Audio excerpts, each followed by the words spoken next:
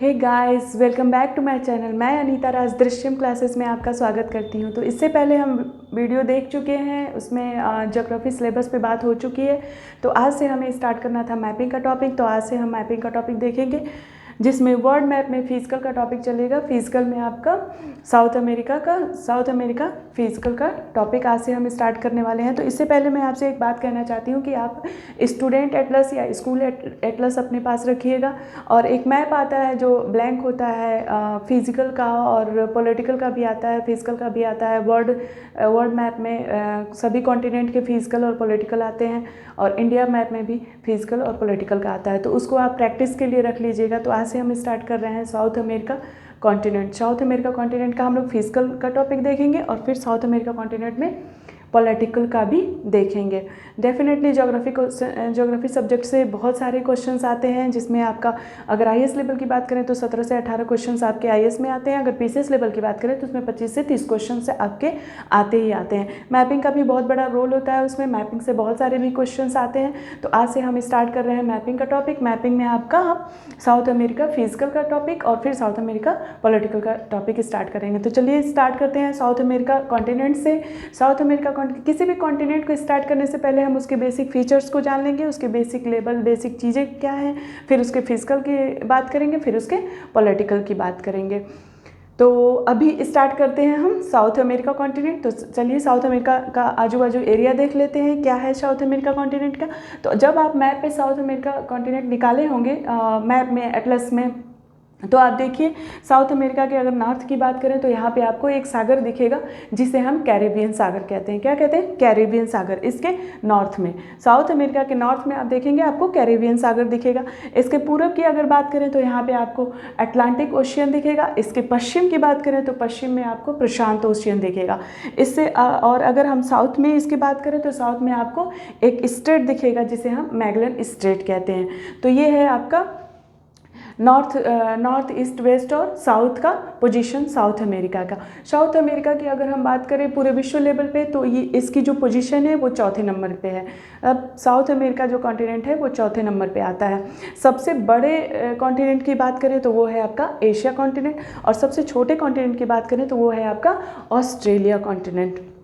लेकिन यूपीएससी में तो ऐसे क्वेश्चन पूछता नहीं है कि पहले नंबर पे कौन है, चौथे नंबर पे कौन है। उसमें तो इस तरीके के क्वेश्चन आते हैं जैसे कि आपका ए बी सी सही है, या बी सी सही है, या डी सी ए सही है। इस तरीके से ऑप्शन उसमें बनाए होते हैं। तो आपको सीरीज़ पता होनी चाहिए कि कौन पहले नंबर पे कौन है, दूसरे नंबर पे कौन है, सातवें नंबर पे कौन है, छठे नंबर पे कौन है। तो एक सीरीज़ आपको जब पता होती है तो आप कर ले जाते हैं। तो अगर हम सीरीज़ की बात करें तो सबसे पहले आपका पूरे विश्व की बात करें तो पूरे विश्व में सबसे पहले आपका पहले नंबर पे है आपका एशिया कॉन्टिनेंट। एशिया के बाद आपका है अफ्रीका कॉन्टिनेंट। अफ्रीका में तीसरे नंबर पे आपका नॉर्थ अमेरिका है, चौथे नंबर पे साउथ अमेरिका है, यूरोप है, अंटार्कटिका है और ऑस्ट्रेलिया है। यूरोप, अंटार्कटिका और ऑस्ट्रेलिया है। तो सातवें नंबर पे आपका ऑस्ट्रेलिया कॉन्टिनेंट है। इसको हम एक ट्रिक से भी याद कर सकते हैं। जैसे आप बना दीजिए ट्रिक, AA करके बना सकते हैं। AA बना सकते हैं आप। Asia, Africa, north America, south America. तो चार आपके कॉन्टिनेंट लर्न हो गए, एशिया, अफ्रीका, नॉर्थ अमेरिका और साउथ अमेरिका। यूरोप, अंटार्कटिका और ऑस्ट्रेलिया। यूरोप, अंटार्कटिका और ऑस्ट्रेलिया। ऑस्ट्रेलिया आपका सातवें नंबर पे है। तो ये चौथे नंबर पे कौन सा है आपका? South America continent. इसके अगर हम अक्षांशीय विस्तार की बात करें, तो हम समझते हैं कि ये जो इसका अक्षांशीय विस्तार है वो 12 डिग्री नॉर्थ से, और 12 डिग्री नॉर्थ से लगभग 12 डिग्री नॉर्थ से 55 डिग्री साउथ के बीच में है।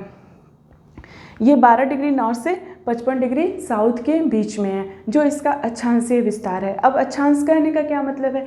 पूरे ग्लोब को अगर आप डिवाइड करें, कुछ इमेजिनरी लाइंस खींची गई हैं ग्लोब पे, तो अगर उन अक्षांशों की बात करें तो बहुत सारे अक्षांश रेखाएं पूरे ग्लोब पे फैली हुई हैं, पाई गई हैं।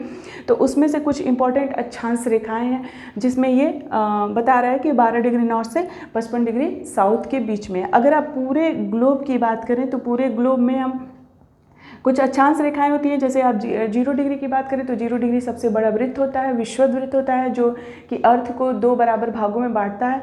ऊपर वाले भाग को नॉर्दर्न हेमिस्फीयर और साउथ वाले भाग को सदर्न हेमिस्फीयर कहते हैं। इसमें कुछ इंपॉर्टेंट अक्षांश रेखाएं भी हैं जो कि क्लाइमेटोलॉजी का टॉपिक है, तो उसको क्लाइमेटोलॉजी में देख लेंगे। तो आज हम देखते हैं यहाँ पे 0 डिग्री से, अगर यहाँ पे 12 डिग्री की बात कर रहे हैं तो 0 डिग्री से आप ऊपर जाएंगे थोड़ा तो यहाँ कहीं आपका 12 डिग्री पड़ेगा, और जब आप साउथ में आएंगे तो ये 30 डिग्री साउथ है, ये 60 डिग्री साउथ है, तो यहाँ पे 55 डिग्री के आसपास लमसम यहाँ पड़ेगा। तो ये 12 डिग्री नॉर्थ से 55 डिग्री साउथ के बीच में है। तो इसका बहुत सारा एरिया, अगर हम बात करें यहाँ पे मकर रेखा 23.5 डिग्री की है, तो लगभग यहाँ पे आपका 55 डिग्री साउथ में आपका 55 डिग्री साउथ में आपका पड़ेगा। तो ये बहुत सारा इसका जो एरिया है वो उष्णकटिबंध में आता है या ट्रॉपिकल जोन में आता है।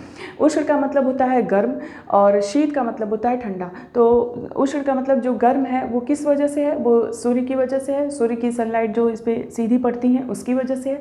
तो ये ट्रॉपिकल जोन में पड़ता है। ट्रॉपिकल जोन में पड़ने का क्या मतलब हो गया कि वहाँ पे सनलाइट बहुत ज़्यादा होगी, वहाँ पे रेनफॉल बहुत ज़्यादा होगी, वहाँ पर जो वृक्ष होंगे बहुत बड़े बड़े पाए जाएंगे, कैनोपी जो होगी बहुत बड़ी बड़ी होगी।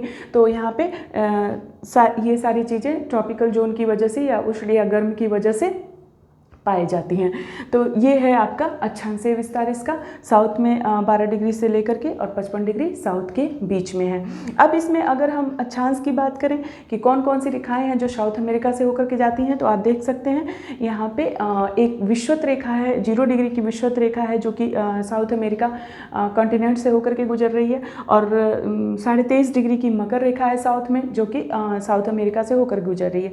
अब ये क्वेश्चन आता है कि कर्क रेखा पे कौन कौन से देश स्थित है, मकर रेखा पे कौन कौन से देश स्थित हैं, 0 डिग्री पे कौन कौन से देश स्थित है। तो आप देख सकते हैं यहाँ पे 0 डिग्री यहाँ से निकल रही है, तो 0 डिग्री पे कौन से देश स्थित हैं, तो इक्वाडोर है, कोलंबिया है और ब्राज़ील है। ये जो 0 डिग्री है विषुवत रेखा जो है ये साउथ अमेरिका के 3 देशों से होकर गुजर रही है। 3 देशों में आपका कौन कौन सा है, इक्वाडोर है, कोलंबिया है और ब्राज़ील है। कौन से है, इक्वाडोर है, कोलंबिया है और ब्राज़ील है, ये 3 देशों से होकर गुजर रही है।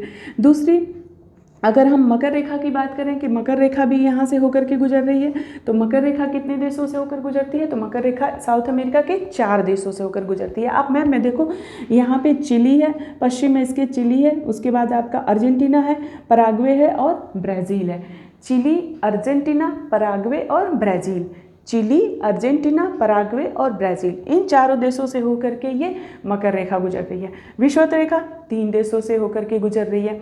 इसके बाद आता है कि हम लैटिन अमेरिका किसको बोलते हैं। ये आपका हो गया 0 डिग्री विषुवत रेखा, मकर रेखा 23.5 डिग्री की। तो अब ये आता है कि लैटिन अमेरिका किसको बोलते हैं। तो लैटिन अमेरिका में ये सारे साउथ अमेरिका का पोर्शन है, ये साउथ अमेरिका का पोर्शन है। इसके ऊपर जाएंगे तो यहाँ पर आपका मध्य अमेरिका का पोर्शन मिलेगा, मध्य अमेरिका से ऊपर जाएंगे तो आपको मैक्सिको मिलेगा उसी मैप में, और मध्य अमेरिका के जस्ट पूर्व साइड में देखेंगे तो आपको यहाँ पे वेस्ट इंडीज़ मिलेगा।